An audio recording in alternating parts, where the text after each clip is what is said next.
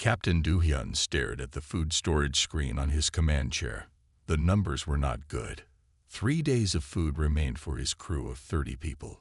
His ship, the Starving Blade, had not seen a successful raid in over 2 months. The name of his ship was starting to feel like a bad joke. "Captain, the crew is getting worried," First Officer Jae-yun said. She stood next to his chair, her face showing the same hunger that everyone else had. "We need to find a target soon." Do-hyun rubbed his tired eyes.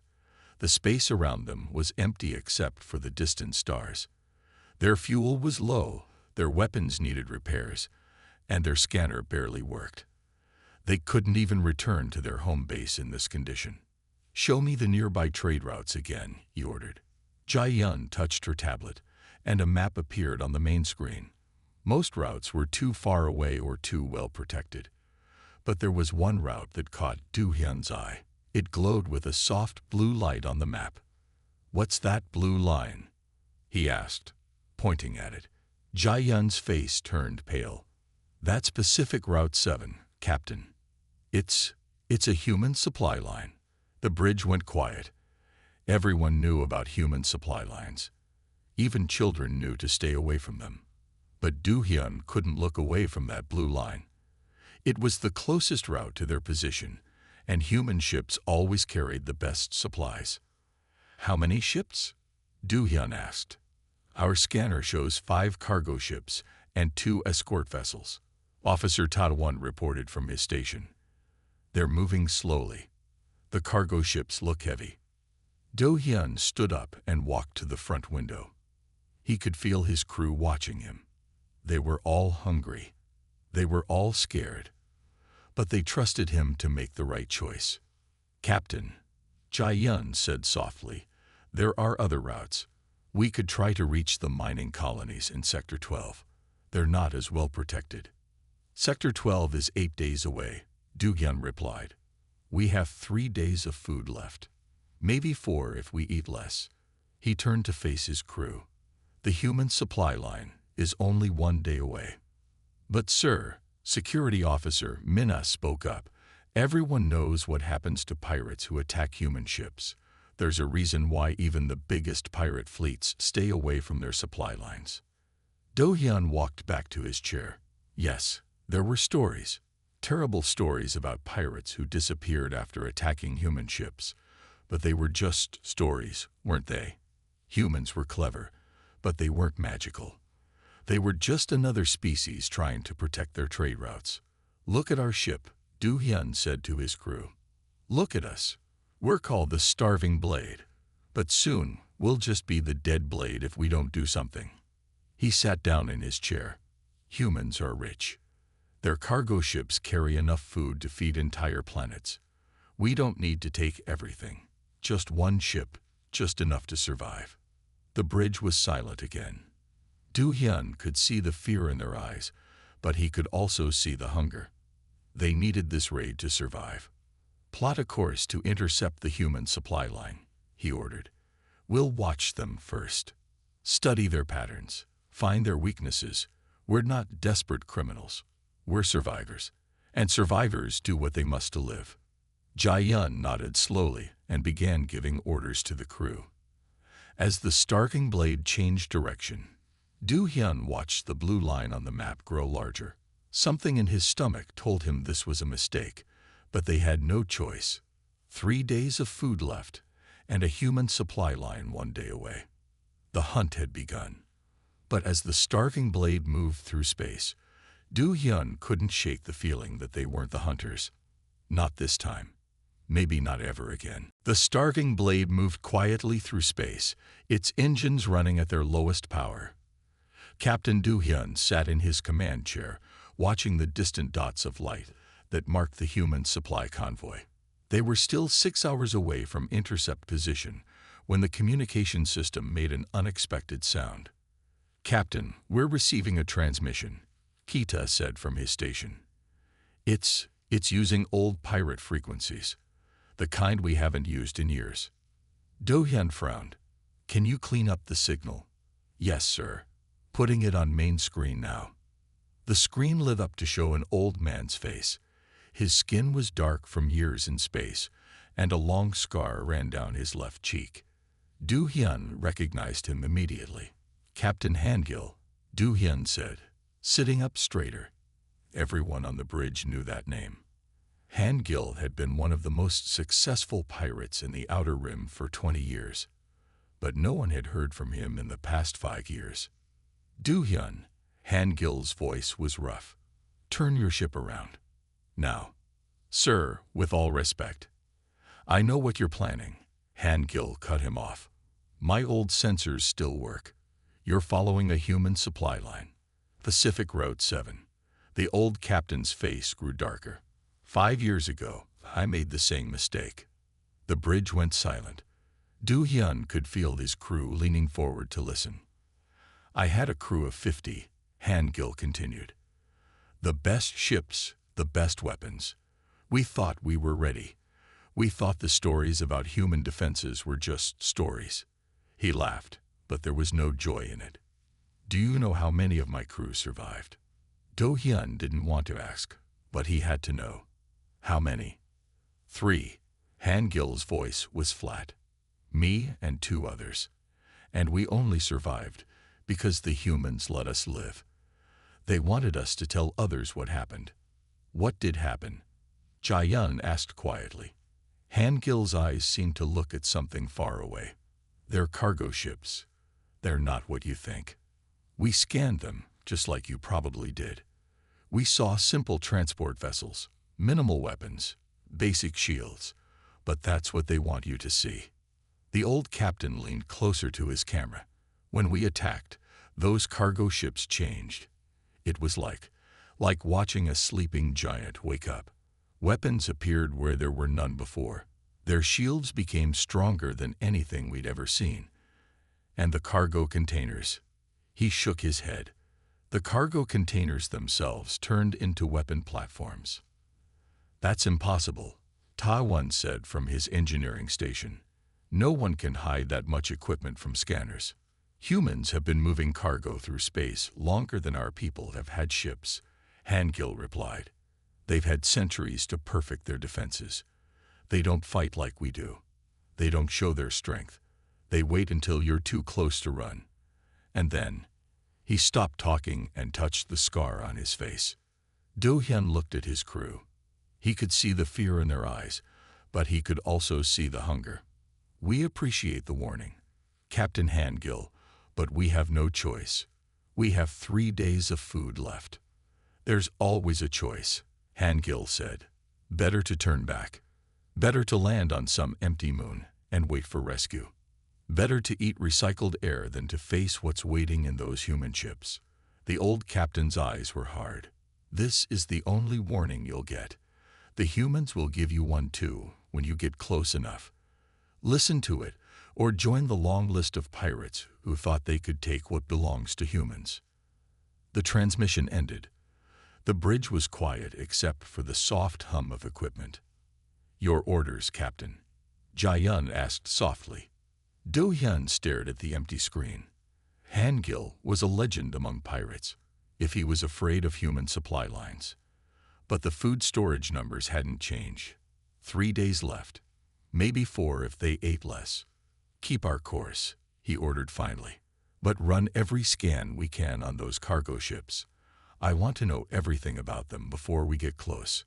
As his crew returned to work, Do Hyun wondered if he had just made the biggest mistake of his life. But what choice did they have? Sometimes, he told himself, you had to risk everything just to survive one more day. He didn't know it yet, but survival would soon become much more complicated than he ever imagined. The starving blade moved into position behind a small asteroid. Through the main window, the crew could now clearly see the human supply convoy. 5 large cargo ships moved in perfect formation, with 2 escort vessels floating nearby. The ships were painted white and blue, and each one carried the Earth Trade Federation symbol. "All ships are in scanner range," Ta-won reported from his station. "The cargo vessels are standard-class transport ships. Nothing special about them." He paused, checking his readings again. "Almost too normal, if you ask me." Captain Do-hyun remembered Han-gil's warning about the ships not being what they seemed. What about their defenses? Basic shields only, Ta-1 said. Standard weapons. Nothing we haven't dealt with before. He looked up at the captain. Sir, either our scanners are wrong, or these are the most ordinary transport ships I've ever seen. That's what worries me, Do-hyun muttered. He turned to his communications officer. Kita, are they talking to each other? No, sir. Their communications are quiet. Kita adjusted some controls. Wait, they're using some kind of encrypted channel. I can't break into it, but there's definitely a lot of data moving between the ships. First Officer Jae-yun moved closer to Do-hyun's chair. Captain, we need to make a decision. We're burning fuel just sitting here. Do-hyun nodded. Their situation hadn't improved. If anything, it was worse. They now had less than 3 days of food left. He took a deep breath and made his choice. Send them a message, he ordered Kita. Standard pirate warning. Tell them to prepare to be boarded. The bridge crew looked at each other nervously, but they followed his orders. Kita sent the message, and they waited. The response came almost immediately. A face appeared on their main screen. It was a human woman in a white captain's uniform. Her name tag read Captain Yoon-hee. Her expression was calm, almost peaceful. Unidentified vessel, she said in perfect standard language. This is Captain Yoon-hee of Pacific Road 7. We've received your warning. She smiled slightly. Now let me give you one in return. Withdraw immediately. Do-hyun stood up from his chair. Captain Yoon-hee, we have no wish to harm your crew. Transfer food supplies to our ship, and we'll let you continue your journey. I understand your situation, Yoon-hee replied. Her voice was kind, almost sympathetic. Our scanners show that your ship is low on fuel and supplies. We can offer you assistance if you surrender now. But if you attempt to board any of our vessels, she paused, and for a moment her kind expression changed to something harder. Well, there's a reason why pirates avoid human supply lines. We've heard the stories, Do-hyun said, but stories don't feed hungry crews. No, Yoon-hee agreed, but they do warn hungry crews away from deadly mistakes. She looked directly into the camera. This is your only warning. The next response will not be verbal. The screen went dark. Do-hyun looked at his crew. They were all watching him, waiting for his decision. Sir, Security Officer Minna called from her station. The cargo ships haven't changed course. They're maintaining their speed. The escort vessels haven't moved either. Do-hyun walked to the front of the bridge and stared at the convoy through the window. The ships looked so normal, so harmless, but Han-gil's warning echoed in his mind. And now this human captain, with her calm voice and her single warning. Prepare to intercept the last cargo ship in the formation, he ordered. We'll target their engine section first. Disable them, board them, take what we need, and leave. He turned to face his crew. Whatever defenses they have, we need to try. We're dead anyway if we don't get supplies soon. As his crew prepared for action, Do-hyun couldn't help but notice that the human captain's warning had been very similar to Han-gil's. One warning, one chance to turn back. He wondered what would happen when they ignored it. He was about to find out. The starving blade moved toward the last cargo ship in the human convoy. Engineer Ta-1 watched his scanning screens with growing concern. Something was wrong with the readings, but he couldn't understand what. Captain, he called out, the cargo ship's energy signature is changing. Do-hyun turned in his command chair. Changing how? It's like. Ta-1 adjusted his instruments. It's like looking at a pond surface. You think you can see the bottom, but then you realize you're only seeing a reflection.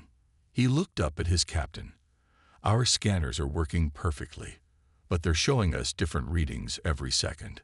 Security Officer Minna spoke from her station. Sir, the escort vessels still haven't moved.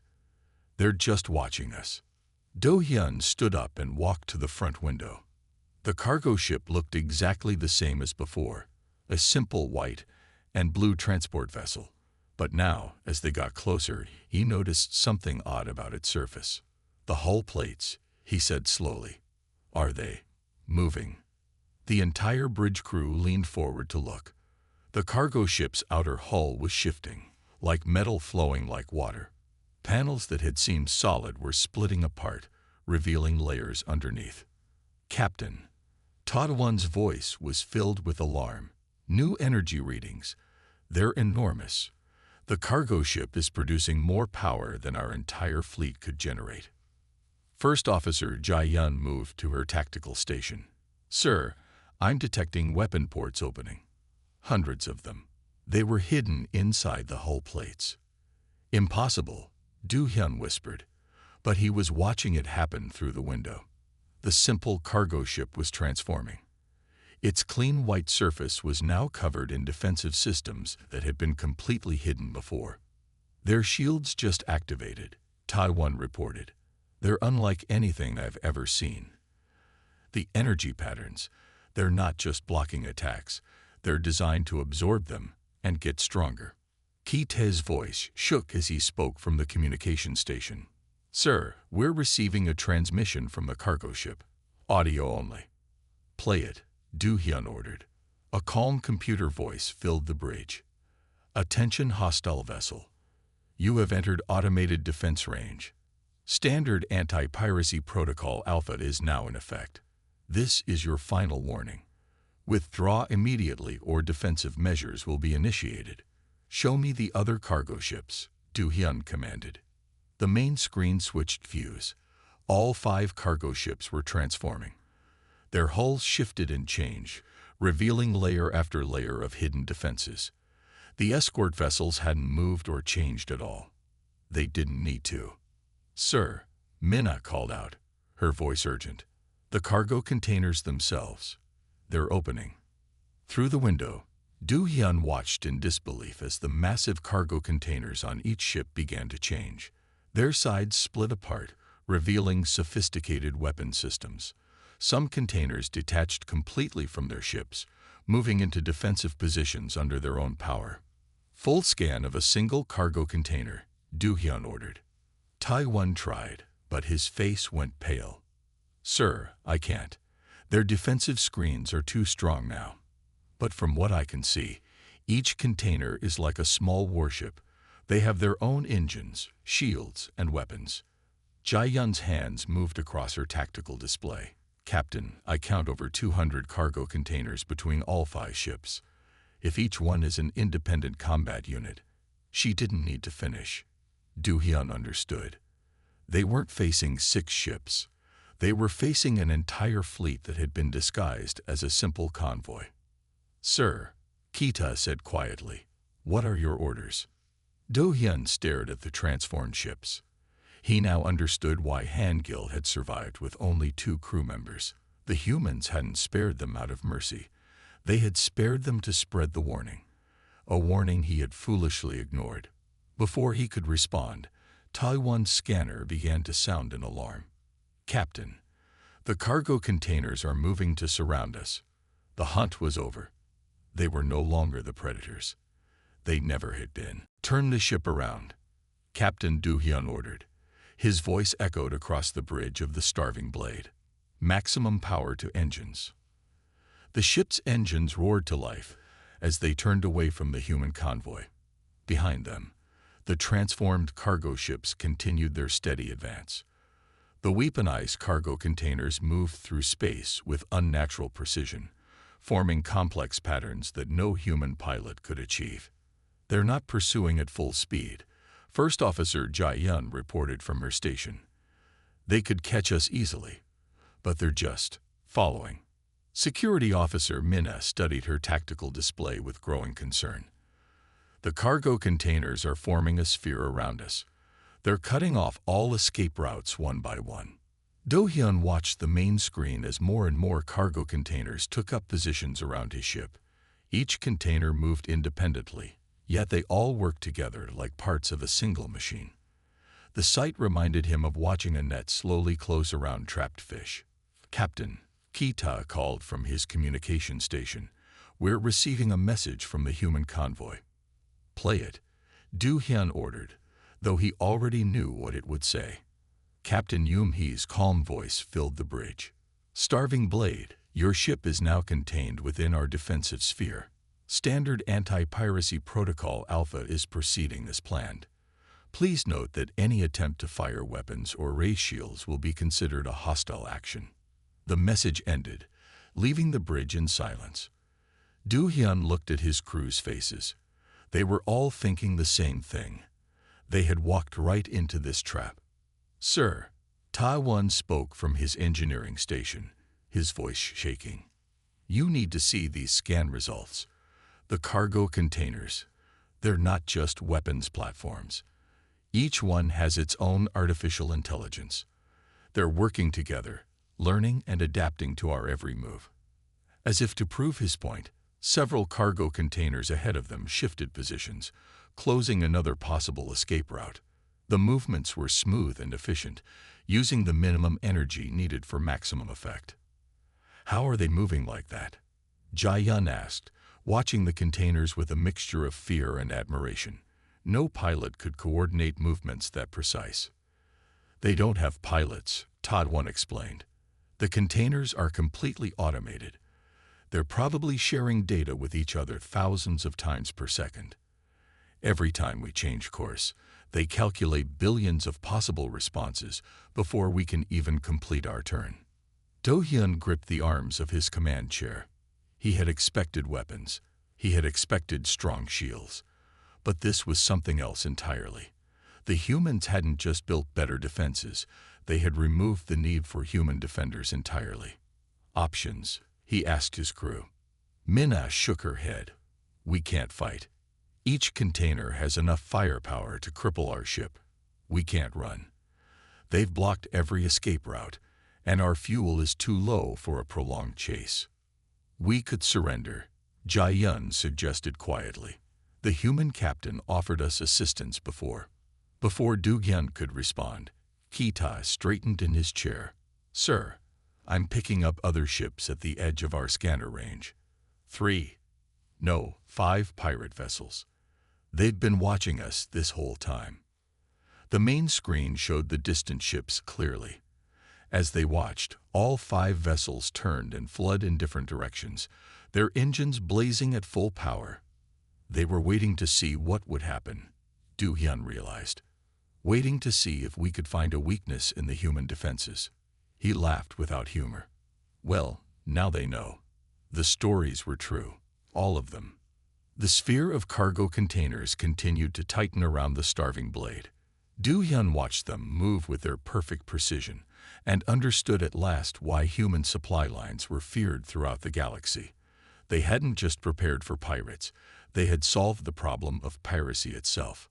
And his crew was about to learn exactly what that solution looked like. The starving Blade floated motionless in space, surrounded by the sphere of automated cargo containers. Captain Du-hyun stood at the front window, watching as more containers moved into position around his ship. Each one glowed with a soft blue light, the same color as the supply route marker that had led them into this trap. Sir, Engineer Ta-won called out, his voice filled with awe. I've managed to get detailed scans of one of the containers. You need to see this. Do-hyun walked to the engineering station. The screen showed the internal structure of a single cargo container. What he saw made him understand why Hangil had been so afraid. Each container is divided into 3 sections, Ta-won explained, pointing at the screen. The front section holds actual cargo, food, supplies, whatever they're transporting. But the middle section, he zoomed in on the image. It's a complete weapons and defense system. And the back section houses a quantum computer that controls everything. First Officer Jae-yun leaned over to look at the scans. How long have the humans been building these? According to the manufacturing date on this container, Ta-won said, checking his readings, this one is 30 years old, and it's not even their newest model. The bridge went silent as the implications sank in. The humans hadn't just created advanced defenses, they had been perfecting them for decades, maybe even centuries. Captain, Security officer Minna reported from her station. I'm detecting energy signatures from the containers. They're not weapons charging. It's something else. Before Do-hyun could ask what she meant, the space around their ship lit up.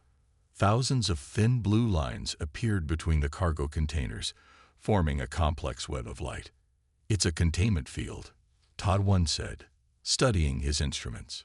But I've never seen one like this. The containers are linking their quantum computers together.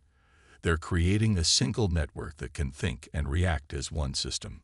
Ki-tae's voice shook as he spoke from the communication station. Sir, we're receiving a data transmission from the human convoy.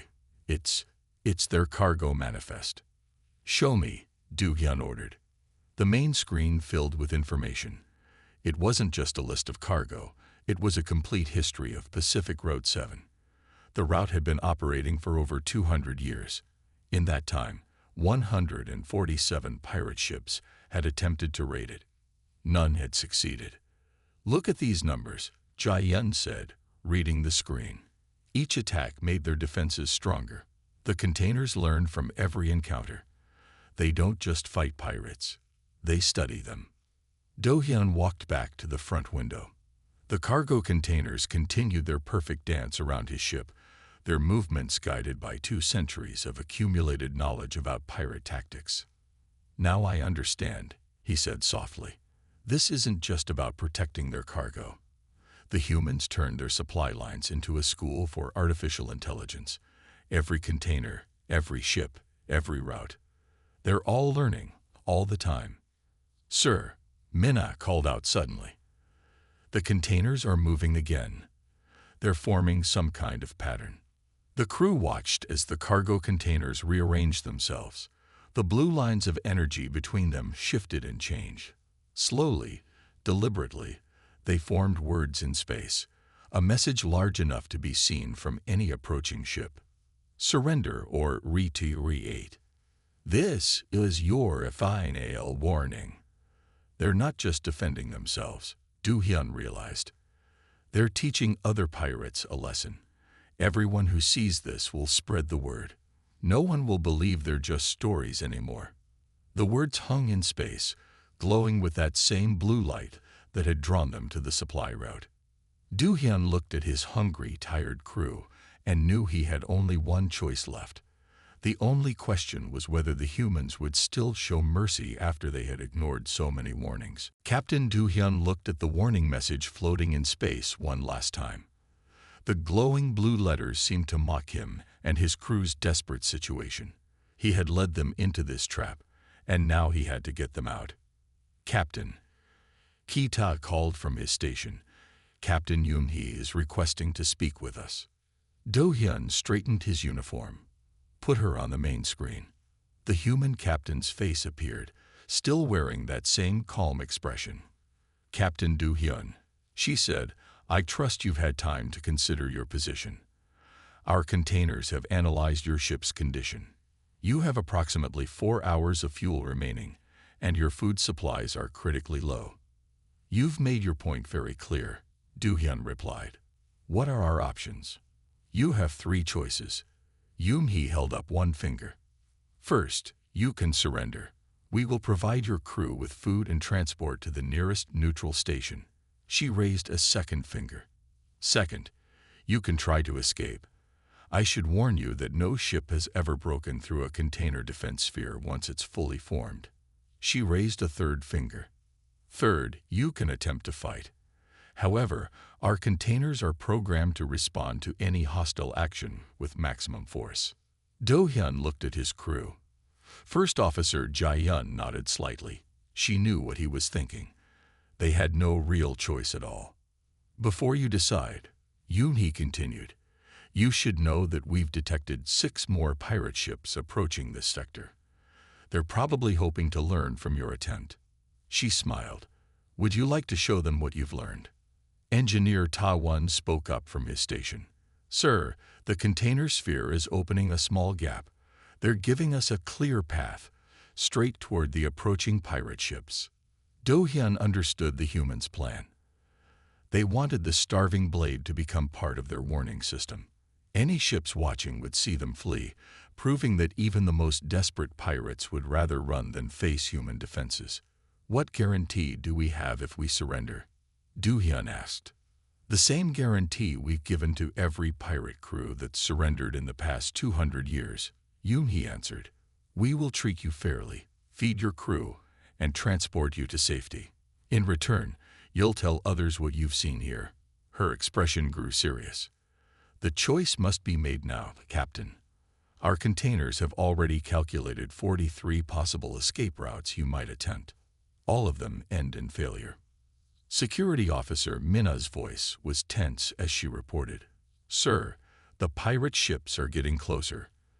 They'll be in visual range soon. Do Hyun closed his eyes for a moment. He thought about Han Gil's warning, about the years of stories they had ignored. He thought about his hungry crew and their dwindling supplies. Finally, he thought about the centuries of technology and planning that had gone into the trap they now found themselves in. Crew of the Starving Blade, he announced, standing up from his chair, prepare to surrender. As soon as he spoke those words, the cargo containers began to move. They created a clear corridor leading to one of the human cargo ships. The blue energy lines shifted to form guidance markers, showing them exactly where to go. A wise choice, Captain, Yoon Hee said. Follow the markers to Cargo Ship 3. Our containers will escort you. As the Starving Blade moved toward the cargo ship, Du Hyun watched the approaching pirate vessels on his scanner. They had stopped advancing and were now turning away, their engines flaring as they fled. They're learning, he said quietly, just like the containers learned, just like we learned. The humans hadn't just built a defense system, they had created a teaching system. Every failed attack, every surrender, every retreat became part of their network of warnings. The story of the Starving Blade would soon join those warnings, adding one more reason why even the most desperate pirates would rather starve than touch a human supply line. 3 days after their surrender, the crew of the Starving Blade sat in a large room aboard the human cargo ship. The walls were plain white, but the room was comfortable, with proper beds and regular meals. It felt more like a hotel than a prison. Captain Du Hyun stood at the room's window, watching the cargo containers continue their endless dance through space. Even now, they moved with that same perfect precision, protecting the convoy as it continued its journey. I never thought I'd say this, First Officer Jae-yun said, joining him at the window, but the humans have treated us better than most of our own people would have. Do Hyun nodded. Since their surrender, the humans have provided medical care, food, and clean quarters.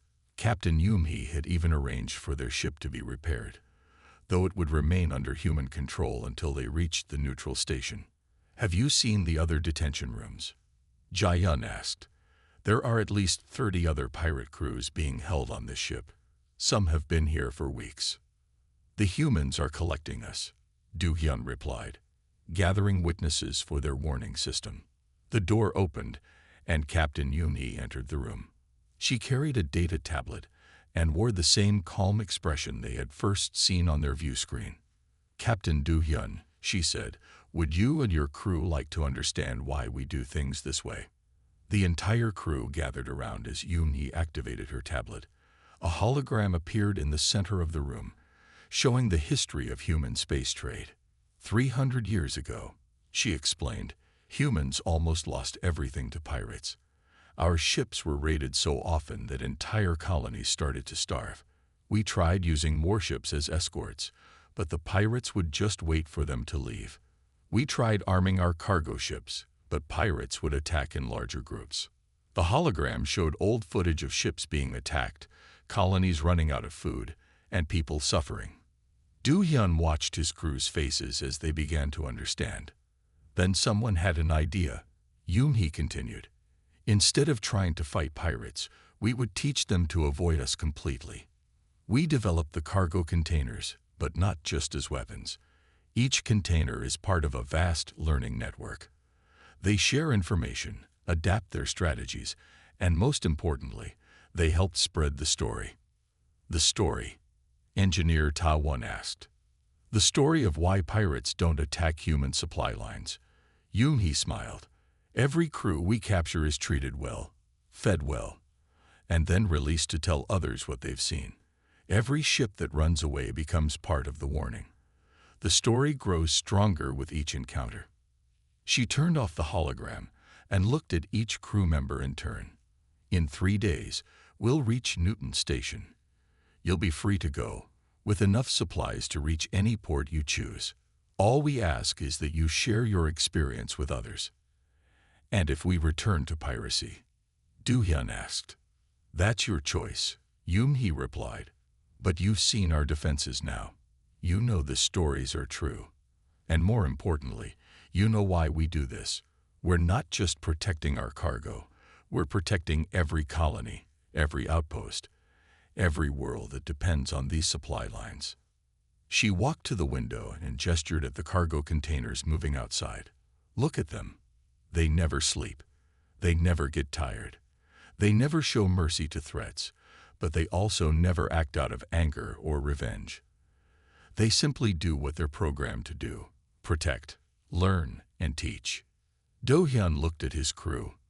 They had started this journey as desperate pirates, hoping to steal enough food to survive.